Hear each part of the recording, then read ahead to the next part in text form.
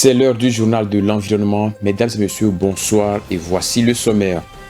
Le collectif africain pour la justice climatique appelle les décideurs et investisseurs du continent à l'action pour atténuer les effets dévastateurs du changement climatique. 25 pays décident d'abandonner les centrales à charbon. Ce grand pas a été marqué le mercredi dernier à Bakou, où se déroulent les travaux de la 29e conférence des parties sur le climat COP29. Parlant encore de la COP29, aucun accord sur l'épineuse question du financement n'est trouvé actuellement, alors que la conférence est censée se terminer demain 22 novembre. Qu'est-ce qui fait obstacle à un potentiel compromis? Vous le découvrirez dans un instant. Voilà, c'est tout pour le sommaire. Soyez une fois encore les bienvenus dans cette édition.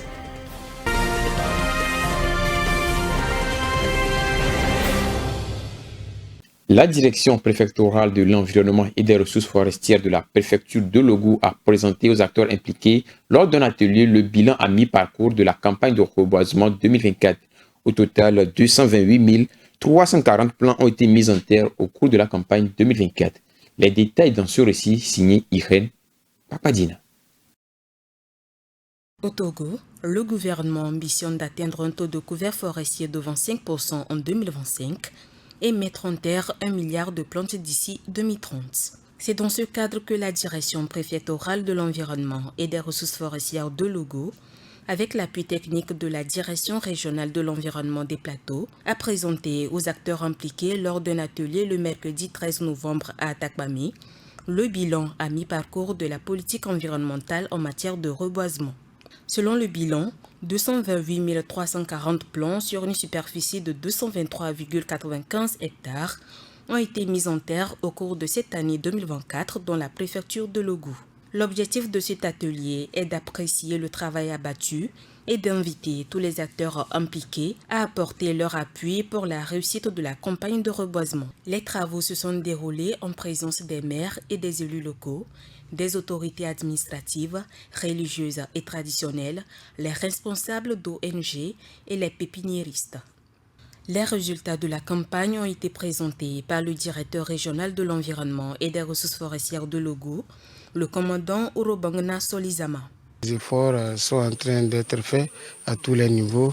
Nous constatons de plus en plus qu'il y a de l'engouement et comparativement aux résultats antérieurs, chaque année que nous voyons les résultats, les efforts sont dédoublés, ce qui permet de se dire que l'objectif peut être atteint et cela également est attesté par les différents suivis que nous avons faits sur le terrain. Nous avons généralement vu les plans des années antérieures qui sont bien en forme, des réalisations qui ont été une réussite et donc le constat également c'est le site sur lequel nous sommes. Les plants ont été bien entretenus. Le bilan met en relief la production et la distribution des plants, puis la situation des opérations de reboisement. Avec ce rendement, la préfecture de Logou occupe sur le plan régional la 8e place sur les 12 préfectures des plateaux. À l'issue de cette présentation, des approches de solutions ont été proposées pour booster les opérations de reboisement. La rencontre a pris fin avec la visite d'un site reboisé à la direction régionale de l'environnement. Le secrétaire général de la préfecture de Logou, Kondok Bapou, a salué les efforts du gouvernement en matière de protection et de promotion de l'environnement pour lutter contre les changements climatiques. Le continent africain est touché par la crise climatique qui détruit les vies de plusieurs millions de personnes chaque année. Le collectif africain pour la justice climatique incite les décideurs et investisseurs à agir pour une justice climatique. Leur mission est d'atténuer les impacts climatiques sur le continent. Plus de compréhension avec Francesca Djessou. L'Afrique est en première ligne face aux impacts dévastateurs du changement climatique. Elle ne reçoit qu'une fraction des financements mondiaux pour l'adaptation. Les catastrophes climatiques comme les cyclones et les sécheresses affectent des millions de personnes et aggravent les pertes d'emplois, en particulier chez les jeunes. Face à cette urgence, le collectif africain pour la justice climatique ACJC mobilise les décideurs, les investisseurs et la jeunesse pour mettre la lutte climatique au cœur des priorités du continent. L'exploitation historique et actuelle des ressources africaines intensifie les inégalités et les crises environnementales. Des initiatives comme celle d'Ahmed Fati, président de Youth Loves Egypt, plaident pour des mesures concrètes telles que la taxe carbone et pour une meilleure inclusion des jeunes dans la lutte climatique. Regroupant 32 organisations partenaires, la CJC collabore avec des réseaux tels que l'Alliance panafricaine pour la justice climatique et les gouvernements africains. Ensemble, ils soutiennent des actions structurantes comme le plan de relance verte de l'Union africaine pour bâtir une Afrique résiliente et durable.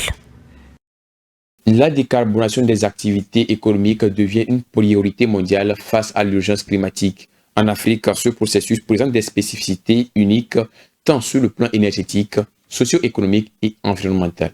Irène Papadina nous en parle davantage dans ce commentaire.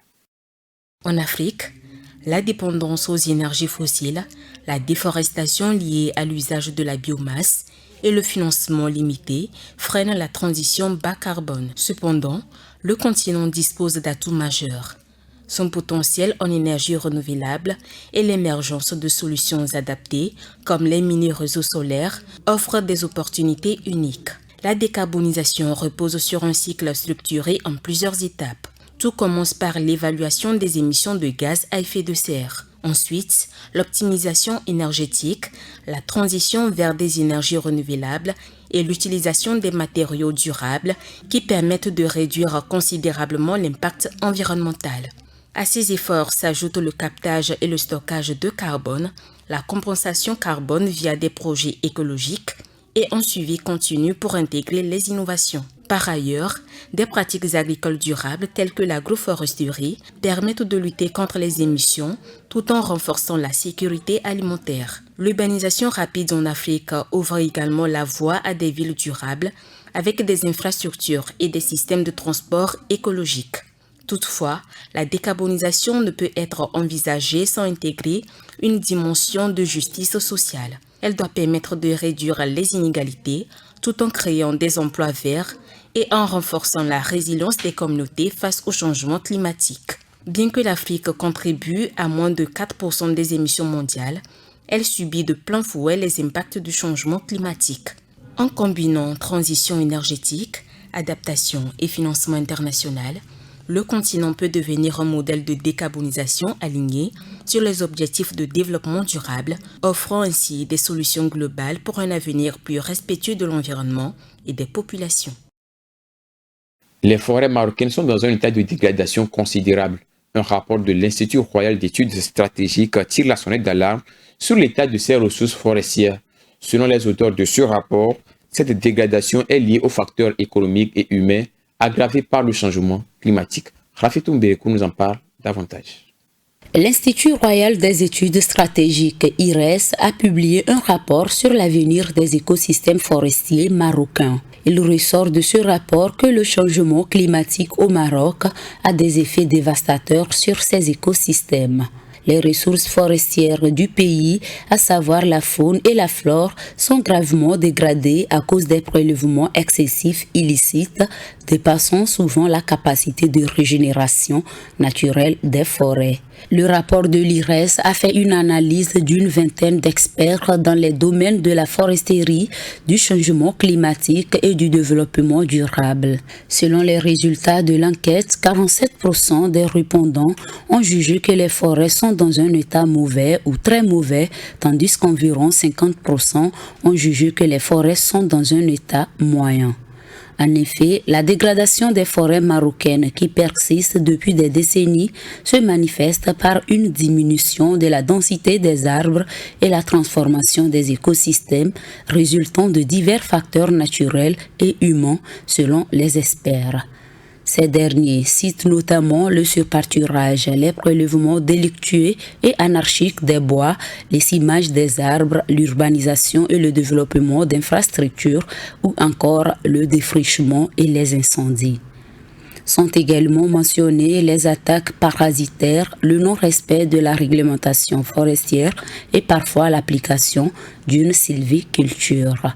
Les experts déplorent également l'abandon des pratiques pastorales traditionnelles telles que la transhumance et la rotation des pâturages, ce qui a contribué à la surexploitation de l'espace pastoral en forêt et hors forêt, notamment durant les périodes de disette.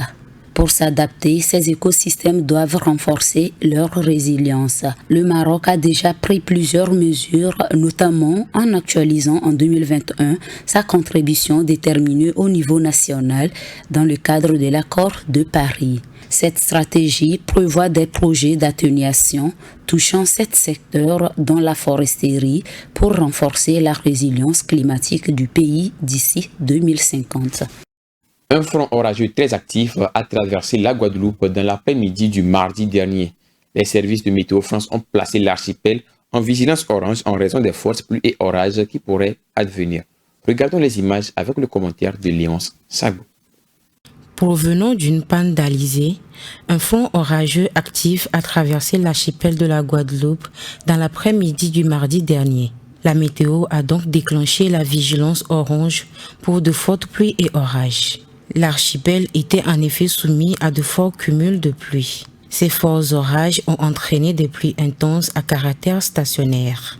Elles ont sévi au nord des régions de la Basse Terre et de la Grande Terre depuis la fin de la matinée ainsi que sur le relief.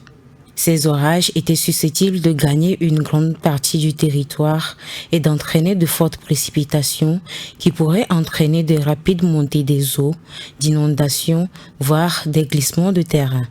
Des cumuls de pluie de 60 à 90 mm en 3 heures étaient envisagés sur la Grande Terre. En ce qui concerne la Basse Terre, on a enregistré jusqu'à 80 à 100 mm de précipitations. Seules les communes de Marie-Galante et les Saintes ont relativement été épargnées par cette perturbation. Fort heureusement, le temps s'est rapidement amélioré dans la soirée. La prudence était fortement recommandée aux usagers de la route.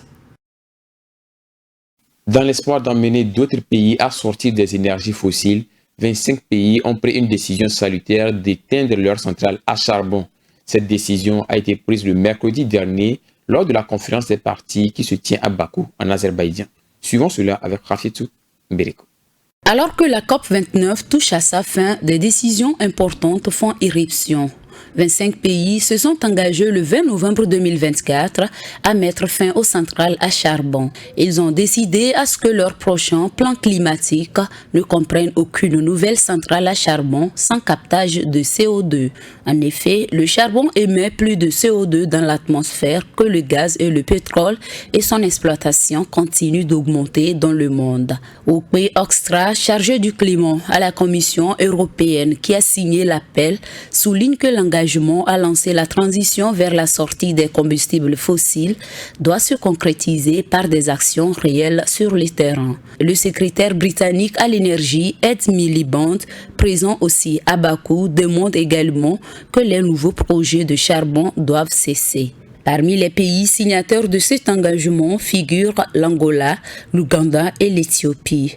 Les ONG ont salué la signature en particulier de l'Australie, dont le nouveau gouvernement travailliste au pouvoir depuis 2022 est ambitieux sur le climat. Parlons encore de la COP29. Nous sommes actuellement à la veille de la date de fin annoncée des travaux de cette conférence. Mais pour l'heure, aucun compromis n'est trouvé sur comment financer 1 000 milliards de dollars par an pour aider les pays en développement dans leur lutte contre le changement climatique. Qu'est-ce qui fait obstacle aux négociations? Élément de réponse dans ce commentaire.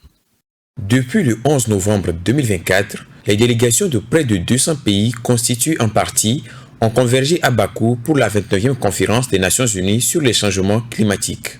Cette conférence a pour principal objectif de trouver un accord sur la question critique du financement, notamment comment financer plus de 1 000 milliards de dollars par an pour aider les pays en développement à combattre le dérèglement climatique. Mais à la veille de la fin des travaux, les pays riches et ceux en développement ne sont pas proches d'un accord. Un texte provisoire de 10 pages a été publié par la présidence azerbaïdjanaise de la COP29 ce 21 novembre 2024 pour tenter de résumer les positions sur le nouvel objectif d'aide financière. Malheureusement, celui-ci est qualifié de caricature ou d'insulte. Pour Jasper Inventor, chef de la délégation de Greenpeace International à Bakou, l'absence de chiffrage pour les pays riches est une insulte aux millions de gens sur le front du changement climatique. Cette absence de propositions conciliatrices et de chiffres laisse un énorme travail à accomplir aux négociateurs dans les heures à venir. Mais tout le monde travaille sur un potentiel accord selon un habitué des négociations. Les pays développés fournissent actuellement une centaine de milliards de dollars aux pays en développement pour qu'ils s'adaptent au changement climatique et investissent dans les énergies bas carbone. La COP29, qui doit normalement refermer ses portes le 22 novembre prochain, doit fixer un nouvel objectif d'aide financière jusqu'à 2030 ou 2035. Nous refermons ainsi cette édition préparée et réalisée par l'ensemble de la rédaction. Merci de votre aimable attention. Excellente suite de nos programmes. Green TV International, we revive environments.